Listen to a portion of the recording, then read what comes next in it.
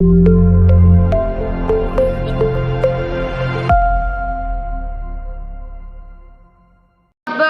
सब दंसी निम्मोहा वीराय पर मेठी बंदित तुति जगवंदा अरहंता भव जीवेण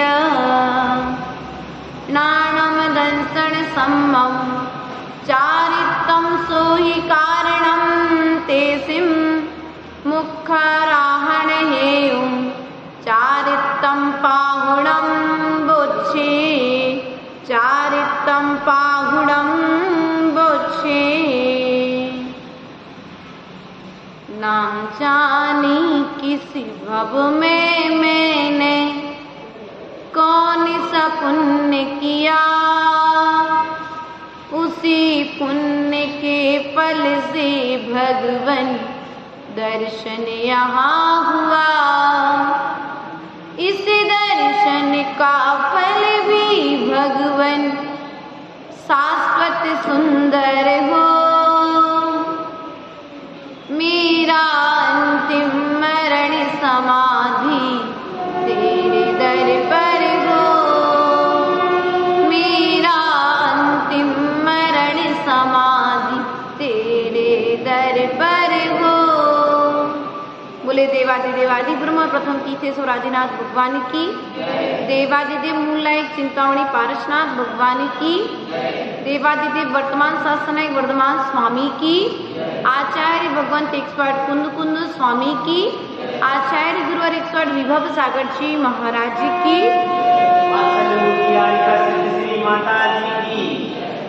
प्रिय बंधुओं चलते हैं द्वादशांग माँ जिनवाणी के श्री चरणों में नतमस्तक होते हुए आचार्य भगवंत कुंद कुंद स्वामी द्वारा कृत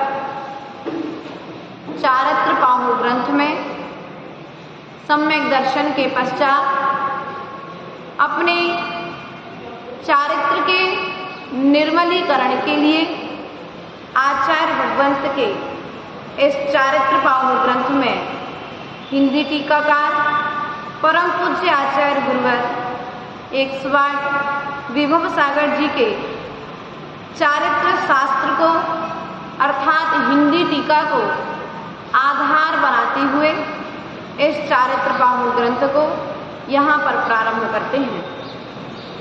प्रिय बंधुओं, कल पांचवी कारिका के माध्यम से आचार्य भगवंत ने कहा था कि एक सम्यक्त्वाचरण और दूसरा संयमाचरण, यह दो होते हैं चारित्र के भेद से।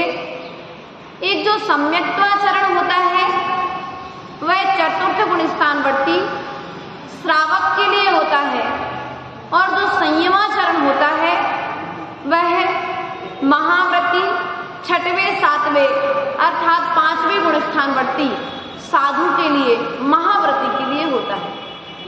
इसी क्रम को आगे बढ़ाते हुए आज आचार्य भगवान चारित्र के पालन के लिए सम्यक्त्वाचरण का वर्णन करते हैं, जो चतुर्थ गुण स्थानवर्ती श्रावक के द्वारा पालन किया जाता है। आचार्य भगवंत कहते हैं एवं विहीणाउणे सब्बे मिच्छत दोष संखाई परिहरि सम्मति मला जिण भड़िया तिविह जोइन निसंके निकंखे निविदिगिच्छाउण दीठिय उपगुण थिदिकरणं बच्छल्य पहायना ते अठ। आचार्य भगवंत कहते हैं एवं विहीणाउण, यहाँ पर इस प्रकार से जानकर जिनेन्द्र देव से कहे हुए मिथ्यात्व के उदय में होने वाले सब्बे मिच्छत दोष संकाय, मिथ्यात्व के उदय में होने वाले शंका आदि दोषों को परिहरे त्याग करके सम्मत मिला, सम्यक्त्व के दोषों को त्याग करके, मल दोषों को त्याग करके, जिन बढ़िया तिबी है जो एड़े, कैसे मन वचन काया के द्वारा 3 मूर्ताओं को त्याग करता हूँ अर्थात छोड़ता हूँ। किसको छोड़ता हूँ? संकादि 8 दोषों के विषय में अपन ने जब सम्यक्त्व का वर्णन सुना था, उस समय जो संकादि दोष थे, इनमें अपने सम्यक आदि जो 8 गुण थे, उनके विषय में हमने आपको 8 कहानियां सुनाई थी। संकादि दोष, शंका करना, धर्म करते हुए किसी प्रकार की आकांक्षा रखना कि हम जिनेंद्र भगवान की पूजा कर रहे हैं तो ये भगवान मुझे इस पूजा का फल ये मिल जाए, अर्थात कार्य की सिद्धि के लिए अपने जिनेंद्र भगवान की अर्चना करना, ये अपने सम्यक्त्व का दोष है। शंका करना, जिनेंद्र भगवान ने रात्रि भोजन करने का त्याग करने का कहा है तो सच में करना चाहिए कि नहीं करना चाहिए। अगर हम रात्रि भोजन त्याग करते हैं या किसी भी तरह का कोई एक छोटे से नियम का पालन करते हैं तो कहीं इस नियम का पालन करने से कोई दुर्घटना तो नहीं घट जाएगी। इस प्रकार की शंका करना, क्या करना? शंका करना धर्म पर, धर्म की बातों पर। तीर्थंकर 24 होते हैं, क्या तीर्थंकर 24 ही होते हैं? इससे ज्यादा नहीं हो सकते क्या? इससे कम नहीं हो सकते क्या? इससे ज्यादा भी नहीं हो सकते हैं और इससे कम भी नहीं हो सकते हैं। ऐसा प्रमाण मान करके निसंकित अंग का पालन करना। शंका, कांक्षा, अमूढ़ दृष्टि, 3 मूर्ताओं से रहित मिथ्या दर्शन, मिथ्यात्व गुरु कुदेव शास्त्रों की अनुमोदना नहीं करना 3 मूर्ताओं के अंतर्गत में आ जाएगा। वात्सल्य, प्रभावना, उपगूहन और स्थितिकरण, इन अंगों को हमने जाना और समझा था। अभी 3 मूर्ताओं के विषय में आप माता जी से आप समझ रहे थे। आचार्य भगवान इसी क्रम को आगे बढ़ाते हुए कारिका नंबर 7 के माध्यम से कहते हैं, अब इन 8 दोषों को त्याग करके यह जीव 8 गुणों का पालन करेगा। तो वे 8 गुण कौन से हैं?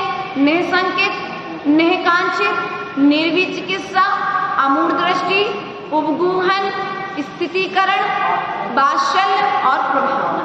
कितने अंग हैं? ये 8 अंग हैं जैन दर्शन में। प्रिय बंधुओं, अब हमें विचार करना है, हम यहाँ पर क्या सुनने बैठे हैं और क्या सुनाने बैठे हैं। हमने अपने मन की सुनने बैठे हैं और कि अपने मन की सुनाने बैठे हैं। आचार्य भगवंत कहते हैं कि जिनवाणी की शरण में आकर के हम अपने इन 8 गुणों के निर्मलीकरण, 8 दोषों के त्याग के लिए, 8 गुणों की प्राप्ति के लिए, इन दोषों को जान करके त्याग करने के लिए यहाँ पर बैठे हैं। दोषों का वर्णन ग्रंथों में क्यों कहा? दोषों का पाप की परिभाषा ग्रंथों में क्यों दी गई?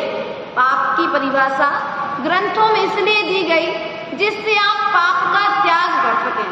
क्या कर सकें? पाप का त्याग कर सकें। लेकिन स्थिति उल्टी हो गई यहाँ पर। स्थिति, जितना व्यक्ति पहले पाप को जानता नहीं था और पाप को करता नहीं था, लेकिन अब जानने के बाद में पाप को और जोर ज्यादा कर रहा है, उभरा रहा है। अपने बुंदेलखंडी में एक शब्द बोलते उभराना। जैसे कोई छोटा बच्चा होता है और उससे किसी कार्य को करने के लिए यदि मना किया जाए तो क्या करता है? उसी काम को बार बार करेगा। तो हम क्या कहते? भैया ज्यादा नहीं उभरा, कह देते कि नहीं कह देते? कह देते ना। तो आचार्य भगवंत भी आपसे यहाँ पर 8 मदों के त्याग की बात कर रहे हैं। कितने मदों के? 8 मदों के त्याग की बात कर रहे हैं। शंका और निसंकित अंग आदि के पालन करने की बात कर रहे हैं। जितना जितना आपसे कहा जा रहा है कि आप निसंकित रहिए, उतनी उतनी धर्मात्मा और जिनवाणी के प्रति तुम्हारी शंका बढ़ती चली जाती है। व्यक्ति को बाहर बैठे व्यक्ति पर शंका नहीं है, जितनी शंका अंदर बैठे हुए व्यक्ति पर है। किस पर है? जो धर्म का आचरण कर रहा है उस पर शंका है, जो दिन रात पाप कर रहा है उससे तो मतलब ही नहीं है। इसलिए हमें विचार करना है, हमें ऐसी उन क्रियाओं का त्याग करना है। अब आप प्रातःकालीन बेला में कल सुन करके गए थे, क्या सुन करके गए थे? जिनवाणी की बात को आप कल सुन करके गए थे और 23 घंटे बाद पुनः सुनने के लिए आ गए, पेट नहीं भरा। आप भोजन करते हो तो भोजन करने के बाद में इच्छा शक्ति समाप्त हो जाती है, लेकिन फिर भी आपके अंदर में इन अंगों का पालन चल रहा है, धर्म की आपको पिपासा जागृत हो रही है। तो क्या माता जी आप रोज रोज प्रवचन करते हो तो आपका ज्ञान समाप्त नहीं होता? तो आचार्य भगवंत कहते हैं, जिस प्रकार से कुएं का पानी दिन भर निकाला जाता है और रात को कुएं को ढक दिया जाता है, सुबह जब पानी निकालते हैं शाम के समय तो लगता है कुआं कुछ खाली हो गया, लेकिन जैसे ही प्रातःकालीन बेला में पुनः कुएं के पास पहुंचते हैं तो कुआं देखते हो भरा मिल जाता है। उसी प्रकार से ज्ञान को बांटने से ज्ञान घटता नहीं है, अर्थात इसके साथ में उल्टी स्थिति है, ज्ञान बढ़ता जाता है। आचार्य भगवंत कहते हैं, हम ज्ञान का मद करके बैठ जाए। किसका मद करके बैठ जाए? ज्ञान का ज्ञानम पूजम कुलम जातिम बल वृद्धिम तपो वपु। ये रत्नकरंड श्रावकाचार्य में 8 मदों की परिभाषा दी। क्या कहा? ज्ञान का मद, कुल का मद, अपनी ख्याति का मद, पूजा ज्ञानम पूजा कुल का मद, जाति का मद, बल का मद, रूप का मद, धन का मद। एकाध मद में कोई कमी है कि नहीं है? ये मद ही तो तुम्हारे लिए उन्मत्त किए हुए हैं, अर्थात तुम्हारी मनः स्थिति को बिगाड़े हुए है। हाथी के साथ स्थिति क्या होती है? हाथी देखा? हाथी के ऊपर में जब मद यहाँ उसके गंड स्थल पर होता है मद, वह मद झड़ने लगे तो हाथी को कंट्रोल करना बड़ा मुश्किल पड़ जाता है। उसी प्रकार से हमारे ऊपर में ये जो 8 मद है, इन मदों का नशा इस प्रकार से चढ़ा हुआ है कि हमारे 8 अंग प्रकट नहीं हो पा रहे। अभी तक तो कहा जा रहा था इन पर विश्वास रखो, जब सम्यक दर्शन का वर्णन चल रहा था तो इन 8 मदों पर विश्वास रखने की बात कही जा रही थी, लेकिन अब यहाँ पर चारित्र का वर्णन चालू हो गया है, चारित्र पाहुड़ चालू हो गया है। तो आचार्य भगवंत कहते हैं, अभी तक तुमने विश्वास रखा था, अब तुम इनका आचरण करना चालू करो। क्या करो? पहले आपके लिए 8 मदों की 8 ज्ञानों की सब कहानियां बता दी गई कि मद करने से क्या होता है, ज्ञान का मद करने से क्या हुआ, अपने अहंकार, मद मतलब घमंड। क्या होता है मद का मतलब? घमंड करना।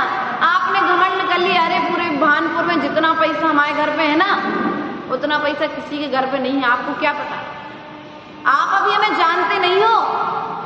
जब कभी बड़े बाप की औलाद है, जब पुलिस में पहुंचती हैं अच्छे अच्छे कांड करके, तो पुलिस वालों को कैसे धमकाती है, या मंदिर में खड़े होकर के जब कभी लड़ाई होती है तो कैसे छोटे बच्चों के या छोटे लोगों को कैसे धमकाती है। अभी तुम जानते नहीं हम किसके संतान हैं, अभी तुम जानते नहीं हमारी पहुंच कहाँ तक है। अपनी शक्ति का प्रदर्शन कर रहे, अर्थात अहंकार का प्रदर्शन कर रहे हैं। आचार्य भगवान कहते हैं कि हम जानते हैं तुम्हारे अंदर कितनी शक्ति है, तुम्हारे अंदर इतनी शक्ति है कि तुम भगवान बन सकते हो। तुम्हारी पहुंच मध्य लोक में हो या ना हो, तुम्हारे अंदर इतनी ताकत है कि तुम अपनी पहुंच सिद्धालय तक पहुंचा सकते हो, लेकिन आचरण जिनवाणी के अनुसार करना पड़ेगा। तुम अहंकार बताओ, अहंकार करो, लेकिन अपने अंतरंग गुणों का, किनका? अंतरंग के गुणों का अहंकार करो, ना कि धन का रूप का अहंकार मत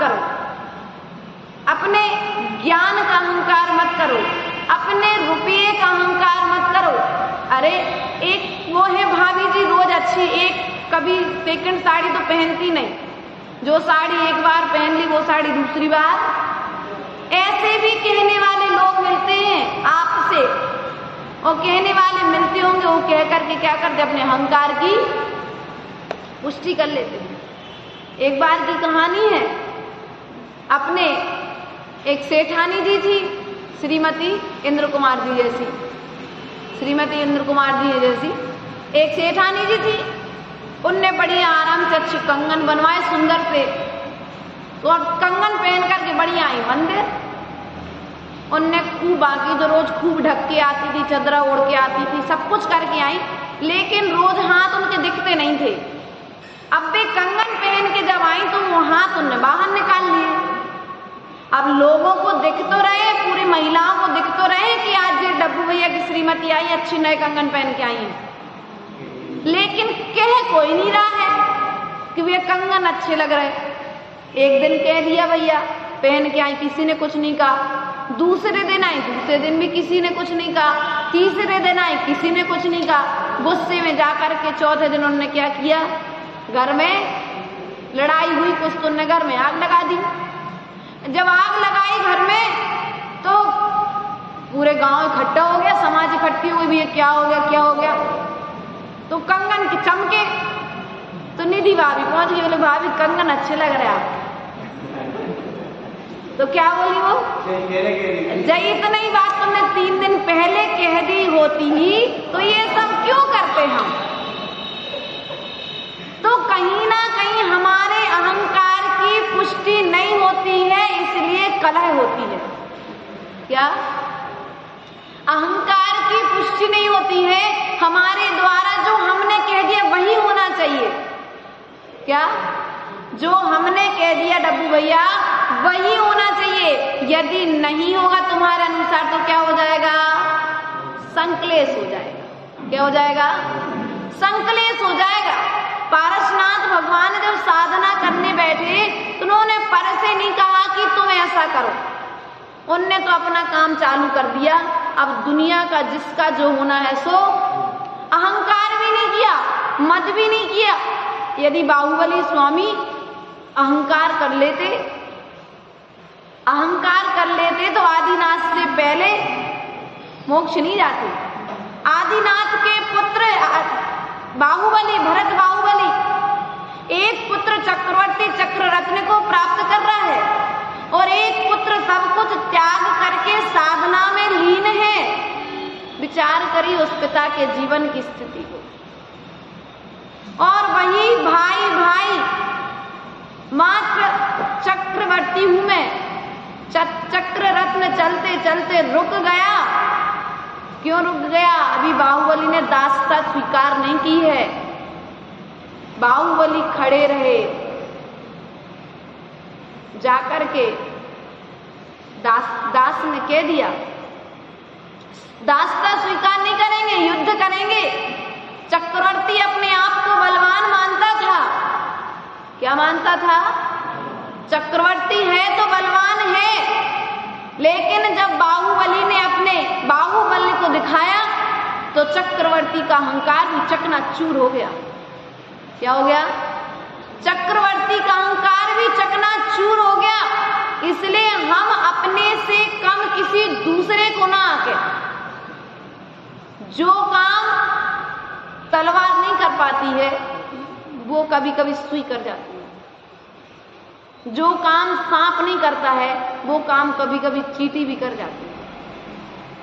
फांस तनक सी तन में ना। थोड़ी सी वस्तु का अहंकार हमारे लिए दुख का कारण बन सकता है। 8 प्रकार के अहंकारों के त्याग की बात कही है आचार्य भगवंत ने। रूप का अहंकार, अपने राज संपत्ति का अहंकार। प्रिय बंधुओं विचार करिए, रावण की होनहार देखिए, सोने की लंका, 9 लाख पूत सवालक, जिनके घर में कहावत प्रसिद्ध है, शांतिनाथ भगवान की भक्ति करने वाला महान, विचार कर इतना महान रावण, लेकिन मात्र एक चीज का अहंकार। अहंकार उस मान की पुष्टि के लिए लगा रहा। मंदोदरी ने बहुत समझाया, क्या किया? कहीं ना कहीं श्रीमानों के विकास में स्त्रियों का हाथ होता है। स्त्री की, लेकिन उस समय रावण ने यदि उस समय मंदोदरी की बात मान ली होती तो शायद रावण का विनाश नहीं होता। प्रिय बंधुओं, ज्ञान विकास का कारण भी है और ज्ञान विनाश का कारण भी है। आचार्य भगवंत यहां पर कह रहे हैं कि शील पावड़ ग्रंथ में आचार्य भगवंत ने कहा है, नाणम विनाशंति, यह जो ज्ञान है यह विनाश का कारण भी है और यह ज्ञान विकास का कारण भी है। आचार्य भगवंत कहते हैं अहंकार से रहित ज्ञान, किससे रहित ज्ञान? अहंकार से रहित ज्ञान विकास का कारण है और अहंकार से सहित ज्ञान विनाश का कारण है। ज्ञान वही है, ज्ञान तुम्हारे पास में भी है और ज्ञान हमारे पास में भी है। हम अपने ज्ञान को कर्म निर्जना में लगा रहे हैं और आप अपने ज्ञान को अहंकार में लगा रहे हैं, जोड़ने में लगा रहे हैं, एक दूसरे पर आरोप करने में लगा रहे हैं। बल्कि एक साधु अपने ज्ञान को, निज को देखने में लगा रहा है, स्वयं के पापों के त्याग में लगा रहा है, स्वयं के पश्चाताप में लगा रहा है, स्वयं की आलोचना में लगा रहा है। और हमारा ज्ञान दूसरे की ओर जा रहा है, दूसरे की निंदा में लगा है, दूसरों के दोषों को देखने में लगा। इसलिए हमारा ज्ञान हमें संसार में डालने वाला है और गुरुओं का ज्ञान गुरुओं को संसार से पार करने वाला है। एक व्यक्ति उसी नाव में बैठ करके नाव के किनारे पहुंच रहा है, अर्थात मोक्ष जा रहा है, और एक व्यक्ति उसी नाव में बैठ करके नदी में डूब रहा है। कारण दुर्लभता का बोध नहीं है। ये 8 अंगों का पालन कौन नहीं करेगा? जिसे इनका ज्ञान नहीं होगा, और जिसे ज्ञान होगा क्या वह आचरण करेगा ही, इसका भी कोई पक्का नहीं है। लेकिन जो सम्यक दर्शन को प्राप्त होगा, जो श्रद्धान को प्राप्त होगा, जो विश्वास को प्राप्त होगा, जो जिनेंद्र देव का सच्चा भक्त होगा, कौन होगा? जो जिनेंद्र भगवान का सच्चा भक्त होगा, वह निश्चित ही इन 8 मदों से रहित होकर के 8 अंगों का पालन करेगा। क्या करेगा? 8 अंगों का पालन करेगा। प्रिय बंधुओं, कहीं दूर नहीं जाना है। आप अपने बच्चे के अवगुणों का जिस प्रकार से उपजूहन और स्थितीकरण करते हैं, उसी प्रकार से आपको धर्म और धर्मात्मा के साथ में करना है। क्या करना है? धर्म और धर्मात्मा के साथ में आपको वही क्रिया करना है जो आप अपने बच्चे के साथ में करते हो। हमें अभी ये ज्ञान है, यदि मेरा बच्चा कोई दोष करके आएगा और सामने वाले यदि कोई कहने आ जाएगा तो आप क्या करोगे उस समय? भैया मेरा बच्चा ऐसा दोष नहीं कर सकता, है ना, टालने का प्रयास करोगे, जिससे तत्काल के विवाद तो निपट गया। लेकिन बाद में आप जब अकेले बैठेंगे तो उस बच्चे को बुलाओगे, बच्चे से पूछोगे, पूछ करके बच्चे को क्या करोगे? समझाओगे कि बेटा ऐसा काम, आज तो हमने तुमको बचा लिया, लेकिन कल यदि फिर से तुम ऐसा काम करके आओगे तो फिर कैसे बचाएंगे हम? इसलिए कल तुम्हें दुख उठाना पड़ेगा, परेशानी उठानी पड़ेगी। तो आचार्य भगवान कहते हैं जैसा व्यवहार तुम अपने बच्चों के साथ करते हो, उसी व्यवहार को तुम्हें साधु और सम्यक दृष्टि के साथ करना पड़ेगा, एक धर्मात्मा के साथ करना पड़ेगा। क्योंकि पंचम काल है, काल का प्रभाव पर बढ़ रहा है। लेकिन आचार्य भगवान कहते हैं इधर काल का प्रभाव बढ़े, लेकिन हमारे जीवन में, हमारे अंदर में काल का प्रभाव ना पड़े, हमारे ऊपर में जिनवाणी का प्रभाव पड़े। किसका प्रभाव पड़े? जिनवाणी का प्रभाव पड़े। आप बड़े सौभाग्यशाली हो इंद्र कुमार जी, विजय कुमार जी, भैया बड़े सौभाग्यशाली हो आप। क्यों? इस दुर्लभ पंचम काल में भी 2000 साल पहले लिखे ग्रंथ को हम सुनाने बैठ गए। गुरु की कृपा से आपको यह ग्रंथ सुनने मिल रहा है, और सुनने मिलने के बाद में यदि हमारे जीवन में आचरण नहीं आया तो सब कुछ सुनना और हमारा सुनाना, तुम्हारा बुलाना और हमारा आना, सब कुछ। आपने सुबह से शाम तक मेहनत की घर में और भोजन बनाया, और शाम को परिवार ने आकर के भोजन नहीं किया, तो क्या हुआ? तुम्हारी मेहनत करना। जैसे तुम बड़ी मेहनत से कोई वस्तु बनाओ और परिवार वाले ना खाएं तो चिड़चिड़ापन तो थोड़ा बहुत आना स्वाभाविक है। उसी प्रकार से तुम्हारे लिए जिनवाणी का रसायन प्रदान किया जाए, जिनवाणी की बात प्रदान की जाए और आचरण करते ना मिलो तो थोड़ा सा तो चिड़चिड़ापन आना स्वाभाविक है संदीप भैया। क्या कि घोर घोर के गुट्टी की तरह हम आपसे कह रहे हैं कि क्रोध नहीं करना चाहिए, मान नहीं करना चाहिए, मायाचारी नहीं करना चाहिए, कम से कम 10 दिन तो हमें क्षमा भाव रखना चाहिए, वाणी से तीर नहीं निकालना चाहिए, वाणी से धर्म तीर्थ चलना चाहिए।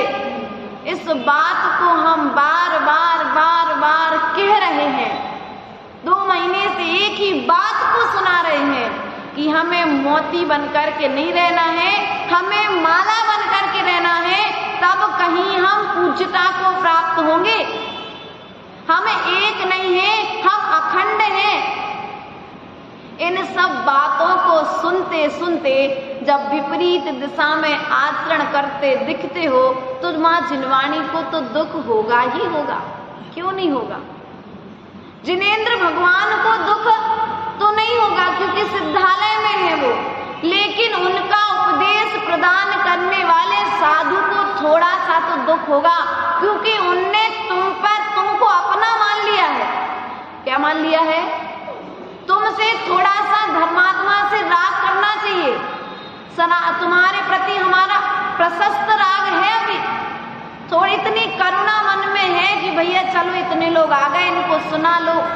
किस विश्वास के साथ सुना रहे हम आपको है कि डप्पू भैया में थोड़ा सा तो सुधार होगा, डप्पू भैया थोड़ा सा तो कुछ क्रोधमान मायाचारी करते तो पूर्ण रूप से त्याग नहीं होगी तो कम से कम 1% तो त्याग करेंगे, लेकिन वो ना देखे तो क्या होता है? थोड़ा बहुत तो।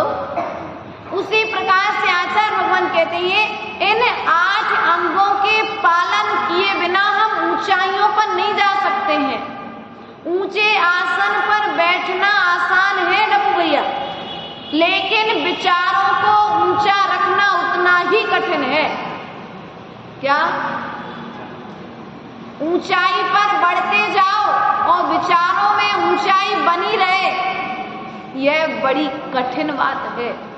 उसी बात को आचार्य भगवंत कह रहे हैं कि तुम ऊंचाइयों पर आ चुके हो, ऊंचे कुल में तुम्हारा जन्म हो गया है, ऊंची जाति में तुम्हारा जन्म हो गया है, जिनेंद्र भगवान के चरण और शरण तुम्हें मिल चुकी है। अब तुम्हें उसके अनुसार उच्च आचरण करना चाहिए। क्या करना चाहिए? उच्च आचरण करना चाहिए। हमारे आचरण से हमारे सम्यक दर्शन का दर्शन होना चाहिए, हमारी क्रिया से सम्यक ज्ञान का दर्शन होना चाहिए। हमें देख करके व्यक्ति को मूलाचार ना खोलना पड़े। क्या? साधु को देख करके श्रावक को मूलाचार ना खोलना पड़े, अर्थात मूलाचार ग्रंथ का आचरण साधु के दर्शन में हो जाए उसे। आचार्य भगवंत कहते अनुभव ज्ञान बड़ा ज्ञान होता है, आगम ज्ञान और अनुभव ज्ञान। श्रावक को शास्त्र ना खोलना पड़े हे साधु, करिए आकर। और श्रावक से भी कहा है कि हे श्रावक, तुम्हें श्रावकाचार खोलते बने या ना बने, पढ़ते बने या ना बने, लेकिन गुरुओं ने तुम्हारे लिए जितना तुम्हारा आचरण सुना दिया है, उस आचरण का यदि तुम पालन करते हो तो मूलाचार, श्रावकाचार, रत्नकंड, श्रावकाचार आदि को खोलने की आवश्यकता नहीं है, क्योंकि शास्त्र खोल करके पढ़े जाते हैं। लेकिन जो सम्यक दृष्टि होते हैं, सम्यक चारित्र को जानने और मानने वाले होते हैं, वे उस मूलाचार में और वे उस श्रावकाचार में जीते हैं। क्या करते हैं? जीवन जीते हैं। आचार्य भगवान कहते हैं जैसे श्वास के बिना जीवन जीना असंभव है, उसी प्रकार से सम्यक आचरण के बिना जीवन जीना असंभव है। जब राजा श्रेणिक के लिए राजा उपश्रेणिक ने राज्य से निकालने का आदेश दे दिया, बहुत बड़ी घटना है इसकी पहले। जब राजा कुमार श्रेणिक नंदीग्राम पहुंचे और नंदीग्राम में उन्हें इंद्रदत्त सेठ मिला। इंद्रदत्त सेठ और ये नंदीग्राम से आगे बढ़े। आगे बढ़ते बढ़ते राजा श्रेणिक के लिए एक नगर दिखा और नगर दिखने के पश्चात उसने इंद्रदत्त सेठ से पूछा कि हे मातुल, मातुल मतलब माँ के भाई, मामा, हे मातुल, यह नगर बसा हुआ है कि उजड़ा हुआ है? क्या है? बसा हुआ है कि उजड़ा हुआ है? उसने कहा इतने बड़े बड़े मकान दिख रहे हैं इस नगर में, इतनी बड़ी बस्ती दिख रही है, फिर भी ये मुझसे पूछता है नगर बसा हुआ है कि उजड़ा हुआ है? जब ये अपने नगर पहुंच जाते इंद्रदत्त सेठ, तो वह अपनी पुत्री से कहते हैं, हे पुत्री, मुझे एक पागल मिला और उसने एक बहुत अच्छे सुंदर बने हुए नगर को देख करके पूछा ये नगर उजड़ा हुआ है कि बसा हुआ है? तो बताओ उसका ऐसा प्रश्न करना उचित था? तो वह नंदश्री कहती है कि पिताजी, हाँ, उनका प्रश्न करना उचित था। जिस नगर में धर्म और धर्मात्मा रहते हैं वह नगर बसा हुआ है, और जहाँ पर धर्म और धर्मात्मा नहीं रहते हैं वह नगर उजड़ा हुआ है। जहाँ पर मुनियों का आवास है, त्यागी वृत्ति है, जहाँ पर साधुओं के लिए आहार दान दिया जाता है, वह नगर बसा हुआ है। जहाँ पर साधुओं का आवागमन नहीं है वह नगर उजड़ा हुआ है। विचार करिए, ऐसे बहुत प्यारे प्यारे प्यारे कौतूहल भरे प्रश्न उस राजा श्रेणिक चरित्र में सम्यक दर्शन को मजबूत करने वाली बातें दी गई हैं। एक स्त्री को देख करके कहता है कि यह स्त्री बंधी हुई है कि यह स्त्री खुली हुई है? क्या बंधी हुई है कि खुली हुई है? अर्थात इसका विवाह हो चुका है कि अभी यह स्त्री अविवाहित है? विचार करिए, हमारे जीवन में उसी प्रकार से हमारा जीवन है। हमारा जीवन अभी उजड़ा हुआ है कि अभी हमारा जीवन बसा हुआ है? यदि तुम्हारे अंदर में धर्म के संस्कार चल रहे हैं तो तुम्हारा जीवन बसा हुआ है, और धर्म के संस्कार नहीं है तो तुम्हारा जीवन उजड़ा हुआ है। एक बार एक सेठ जी की कहानी आती है कि सेठ जी एक मुनिराज के चरणों में पहुंचे तो सेठ जी से पूछा तुम्हारी आयु कितनी है? तो सेठ जी ने कहा 70 साल। उनकी बहू से पूछा कि बेटा तेरी आयु कितनी है? बहू ने कहा भगवान मेरी उम्र अभी 10-12 साल की है। 20 साल की 30 साल की बहू कह रही है कि मेरी उम्र 12 साल है। सेठ जी के मन में कौतूहल उत्पन्न हो गया कि क्या कहती है, अपनी उम्र छुपाती है मुनिराज से। उसने मुनिराज से कहा कि नहीं भगवान, मेरी बहू 12 साल की नहीं है, इतनी छोटी उम्र में विवाह करके नहीं लाए, उम्र में बड़ी है। तो भगवान ने कहा कि नहीं, तुम्हारी बहू 12 साल की ही है। बोले कैसे? तो उन्होंने कहा कि उसने 12 साल से धर्म करना प्रारंभ किया है, इसलिए वह 12 साल की है। और ऐसे ही अभी सेठ जी के जीवन में धर्म साल 2 साल से ही आया है। बहू के आने के पश्चात में तो बहू से महाराज ने पूछा, तुम्हारे ससुर की उम्र कितनी है बेटा बताओ? बोले 2 साल है महाराज। बोले मेरी उम्र 2 साल और खुद की उम्र 12 साल। तो जितने समय से, जितने दिन से मेरे जीवन में धर्म आया है, धर्म का आचरण आया है, उतने समय से मेरी उम्र है, बाकी समय की उम्र तो बेकार चली गई। इसलिए प्रिय बंधुओं, आज आचार्य भगवंत ने 8 मदों के त्याग की बात कही है, 8 निसंकित अंगों के पालन की बात कही है, 3 मूर्ताओं के त्याग की बात यहाँ पर 6वीं 7वीं कारिका के माध्यम से आचार्य भगवंत ने कही है। इसलिए हम अपने ज्ञान को सम्यक ज्ञान बनाएं। वही जल जब नदी में रहता है तो मीठा रहता है। कैसा रहता है? जल नदी में रहता है तो मीठा रहता है, और वही जल जब समुद्र में जाकर के मिल जाता है तो खारा हो जाता है।